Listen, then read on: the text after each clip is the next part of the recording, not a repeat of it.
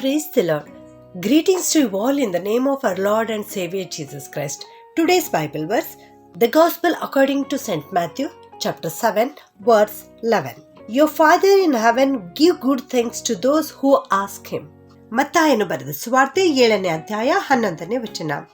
ನಿಮ್ಮ ತಂದೆಯು ತನ್ನನ್ನು ಬೇಡಿಕೊಳ್ಳುವವರಿಗೆ ಎಷ್ಟೋ ಹೆಚ್ಚಾಗಿ ಒಳ್ಳೆಯ ವರಗಳನ್ನು ಕೊಡುವನಲ್ಲವೇ. ಇಲ್ಲಿ ಕರ್ತನಾದ ದೇವರು ನಮ್ಗೆ ಹೇಳ್ತಾ ಇದ್ದಾರೆ, ಕರ್ತನಾದ ಯೇಸು ಸ್ವಾಮಿ ನಮ್ಗೆ ಹೇಳ್ತಾ ಇದ್ದಾರೆ, ಕೆಟ್ಟವರಾದ ನೀವು ನಿಮ್ಮ ಮಕ್ಕಳಿಗೆ ಒಳ್ಳೆಯ ಪದಾರ್ಥಗಳನ್ನು ನೀವು ಕೊಡುತ್ತೀರೆಂದರೆ ಪರಲೋಕದಲ್ಲಿರುವ ನಿಮ್ಮ ತಂದೆ ಯಾರು ತನ್ನನ್ನು ಬೇಡಿಕೊಳ್ಳುತ್ತಾರೋ ಅಂತವರಿಗೆ ಇನ್ನೂ ಎಷ್ಟೋ ಹೆಚ್ಚಾಗಿ ಒಳ್ಳೆಯ ವರಗಳನ್ನು ಕೊಡುತ್ತಾನಲ್ಲವೇ ಎಂಬುದಾಗಿ ಇಲ್ಲಿ ದೇವರ ವಾಕ್ಯದಲ್ಲಿ ಯೇಸು ಸ್ವಾಮಿಯವರು ನಮಗೆ ತಿಳಿಸಿಕೊಡ್ತಾ ಇದ್ದಾರೆ. ಪ್ರಿಯರೇ, ಈ ಲೋಕ ಕೇವಲ ದುಷ್ಟತನದಿಂದ ಕೂಡಿದ್ದಾಗಿದೆ. ಈ ಲೋಕದಲ್ಲಿ ದುಷ್ಟ ಜನರೇ ಹೆಚ್ಚಾಗಿದ್ದಾರೆ.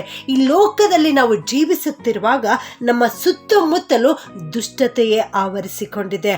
ಅಂಧಕಾರ ನಮ್ಮನ್ನ ಸುತ್ತುವರೆದಿದೆ. ಪ್ರಿಯರೇ, ಆಶೀರ್ವಾದಗಳು ನಮಗೆ ಬಾರದಂತೆ ಅನೇಕ ಅಡೆತಡೆಗಳು ಉಂಟಾಗುವಂಥದ್ದಾಗಿದೆ. ಆದರೆ ದೇವರು ಇವತ್ತು ನಮಗೆ ವಾಗ್ದಾನವಾಗಿ ಕೊಡ್ತಾ ಇದ್ದಾರೆ. ಏನೆಂದರೆ, ಯಾರು ತನಗೆ ಬೇಡಿಕೊಳ್ಳುತ್ತಾರೋ ಅವರಿಗೆ ಎಷ್ಟೋ ಹೆಚ್ಚಾಗಿ ಒಳ್ಳೆಯ ವರಗಳನ್ನು ಕೊಡುತ್ತಾರೆ ಎಂಬುದಾಗಿ. ನಿಮ್ಮ ಜೀವಿತದಲ್ಲಿ ಆಶೀರ್ವಾದಗಳು ಬರದಂತೆ ಎಷ್ಟೇ ಅಡೆತಡೆಗಳು ಬಂದರೂ ಕೂಡ ದೇವರು ತನಗೆ ಬೇಡಿಕೊಳ್ಳುವವರಿಗೆ ಆ ಆಶೀರ್ವಾದಗಳನ್ನು ಖಂಡಿತವಾಗಿಯೂ ಕೊಟ್ಟೇ ಕೊಡ್ತಾರೆ. ಪ್ರಿಯರೇ, ಯಾವ ಅಡೆತಡೆಗಳು ಕೂಡ ಆ ಆಶೀರ್ವಾದಗಳನ್ನು ನಿಲ್ಲಿಸಲಿಕ್ಕೆ ಸಾಧ್ಯವಿಲ್ಲ. ಇದನ್ನು ನಾವು ಯೋಸೇಫನ ಜೀವಿತದ ಮೂಲಕವಾಗಿ ಸ್ಪಷ್ಟವಾಗಿ ತಿಳಿದುಕೊಳ್ಳುತ್ತೇವೆ. ಯೋಸೇಫನಿಗೆ ತನ್ನ ತಂದೆ ಬಹಳವಾಗಿ ಪ್ರೀತಿಸ್ತಾ ಇದ್ದನು. ಯಾಕೆಂದರೆ ಅವನು ತನ್ನ ವೃದ್ಧಾಪ್ಯದಲ್ಲಿ ಜನಿಸಿದ ಮಗನಾಗಿದ್ದನು. ತನ್ನ ಪ್ರಿಯ ಪತ್ನಿಯಾದ ರಾಹೇಲಳ ಮಗನಾಗಿದ್ದನು. ಇದನ್ನು ಕಂಡ ಅವನ ಇತರ ಸಹೋದರರು ಯೋಸೇಫನನ್ನು ಬಹಳವಾಗಿ ದ್ವೇಷಿಸುತ್ತಾರೆ. ಯಾಕೋಬನು ತನ್ನ ಮಗನಾದ ಯೋಸೇಫನಿಗೆ ಬಹಳವಾಗಿ ಪ್ರೀತಿಸುತ್ತಿರುವುದರಿಂದ ಒಂದು ನಿಲುವಂಗಿಯನ್ನು ಹೊಲಿಸಿಕೊಟ್ಟಿದ್ದನು. ಇದರಿಂದಾಗಿಯೂ ಕೂಡ ಅವನ ಸಹೋದರರು ಅವನ ಮೇಲೆ ಹೊಟ್ಟೆ ಕಿಚ್ಚು ಪಡುತ್ತಾರೆ. ಮುಂದೆ ಅವನ 17ನೇ ವಯಸ್ಸಿನಲ್ಲಿ ಒಂದು ಕನಸನ್ನು ಕಾಣುತ್ತಾನೆ. ಆ ಕನಸನ್ನು ಅವನು ತನ್ನ ಸಹೋದರರಿಗೆ, ತನ್ನ ತಂದೆ ತಾಯಿಗಳಿಗೆ ತಿಳಿಸಿದಾಗ ಅದರ ನಿಮಿತ್ತವಾಗಿಯೂ ಕೂಡ ಅವನ ಸಹೋದರರು ಅವನನ್ನು ಬಹಳವಾಗಿ ದ್ವೇಷಿಸುತ್ತಾರೆ. ಅವನನ್ನು ಕೊಂದು ಹಾಕಲು ಅವರು ಹೊಂಚು ಹಾಕುತ್ತಾರೆ. ಮುಂದೆ ಅವರ ಸಹೋದರರಲ್ಲಿ ರೂಬೇನನು ಅದು ಬೇಡವೆಂಬುದಾಗಿ ಆಲೋಚನೆ ನೀಡಿದಾಗ ಅದನ್ನು ಬಿಟ್ಟು ಅವನನ್ನು ಒಂದು ಗುಂಡಿಯೊಳಗೆ ಹಾಕಿ ಬಿಡುತ್ತಾರೆ. ಮತ್ತೆ ತಿರುಗಿ ಆ ಗುಂಡಿಯೊಳಗಿಂದ ಎತ್ತಿ ಇಸ್ಮಾಯಿಲ್ರಿಗೆ ಗುಲಾಮನನ್ನಾಗಿ ಮಾರಿಬಿಡುತ್ತಾರೆ. ಗುಲಾಮನಾಗಿ ಅವನು ಆ ಮನೆಯಲ್ಲಿ ಜೀವಿಸುತ್ತಿರುವಾಗಲೂ ಕೂಡ ಅವನ ಮೇಲೆ ಅಲ್ಲಿಯ ಜನರು ತಪ್ಪು ಹೊರಿಸಿ ಅವನನ್ನು ಸೆರೆಮನೆಯೊಳಗೆ ಹಾಕುತ್ತಾರೆ. ಇಷ್ಟೆಲ್ಲ ಅವನಿಗೆ ಜೀವಿತದಲ್ಲಿ ಸಂಕಷ್ಟ ಬಂದಾಗ್ಯೂ ಕೂಡ ದೇವರು ಅವನ ಜೊತೆಗಿದ್ದರು. ಅವನನ್ನು ಕೈ ಬಿಡಲಿಲ್ಲ. ನಾನು ನಿನ್ನನ್ನು ಕೈ ಬಿಡುವುದಿಲ್ಲ, ತೊರೆಯುವುದಿಲ್ಲ ಎಂಬುದಾಗಿ ಹೇಳಿದ ದೇವರು ಅವನ ಜೊತೆಗಿದ್ದು ಅವನನ್ನು ಆಶೀರ್ವದಿಸಿದರು.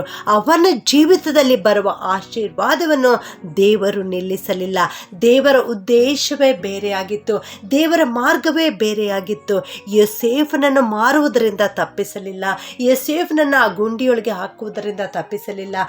ಯೋಸೇಫನನ್ನು ಸೆರೆಮನೆಗೆ ಹಾಕುವುದರಿಂದ ತಪ್ಪಿಸಲಿಲ್ಲ. ಆದರೆ ದೇವರು ಅವೆಲ್ಲವುಗಳ ಮಧ್ಯದಲ್ಲಿಯೇ ಯೋಸೇಫನ ಜೀವಿತದಲ್ಲಿ ಆಶೀರ್ವಾದವನ್ನು ಕೊಟ್ಟರು. ಯೋಸೇಫನಿಗೆ ದೈವಿಕ ಆತ್ಮವನ್ನು ಕೊಟ್ಟರು. ಪ್ರಕಟಣೆಯ ವರವನ್ನು ಕೊಟ್ಟರು. ಕನಸಿನ ಅರ್ಥವನ್ನು ತಿಳಿಸಿಕೊಡುವಂಥ ಜ್ಞಾನವನ್ನು ಕೊಟ್ಟರು.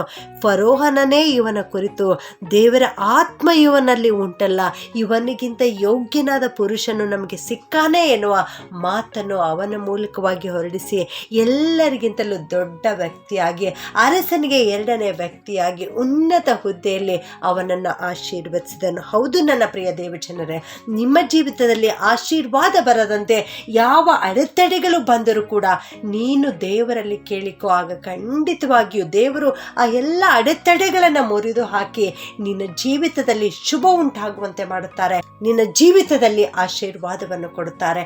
ಪ್ರಾರ್ಥನೆ ಮಾಡಿಕೊಳ್ಳೋಣ.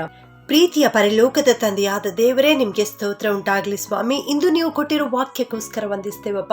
ನಾವು ನಿನ್ನ ಸನ್ನಿಧಿಯಲ್ಲಿ ಬಂದು ಬೇಡಿಕೊಳ್ಳುವಾಗ ನೀನು ಎಲ್ಲ ವರಗಳನ್ನು, ಆಶೀರ್ವಾದಗಳನ್ನು ಕೊಡುತ್ತೀರಿ ಅನ್ನೋ ವಾಕ್ಯ ಇವತ್ತು ನಮಗೆ ಕಲಿಸಿಕೊಟ್ಟಿದ್ದೀರಿ ತಂದೆಯೇ.